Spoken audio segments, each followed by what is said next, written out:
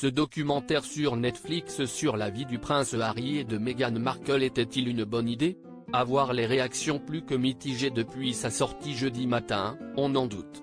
Séparé en 6 épisodes, il présente le couple à travers de très nombreuses images d'archives, mais pas seulement. En effet, tous les deux ont accepté de répondre aux questions, plutôt orientées, d'une journaliste.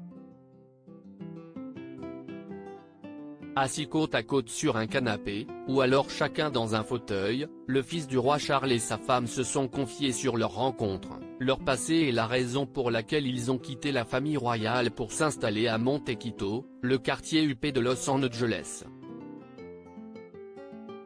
Mais si ces interviews semblent tout révéler sans filtre, elles auraient été le théâtre d'un gros mensonge.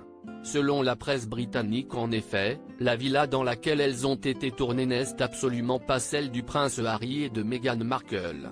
Sans le préciser, les parents d'Archie, 3 ans et demi, et Lilibet, 1 an, auraient choisi une maison proche de chez eux mais bien plus grande et plus luxueuse, pour montrer une fausse image de leur quotidien américain.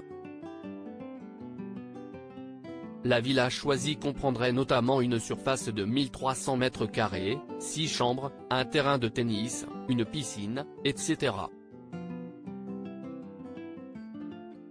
Et serait bien plus chère que celle du couple. En effet, Meghan et Harry ont acheté leur maison 15 millions de dollars lors de leur arrivée en 2020, alors que celle-ci vaut plus de 30 millions. Des mensonges et des moqueries qui choquent le Royaume-Uni alors, ont-ils changé de lieu pour tromper les spectateurs ou pour protéger leur vie privée, tout simplement?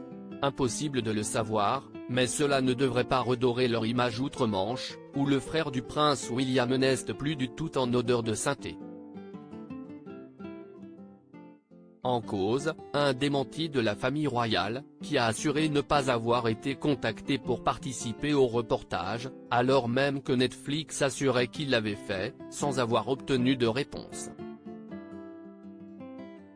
Mais surtout 2 passages dans les 3 premiers épisodes révélés, qui ont beaucoup choqué.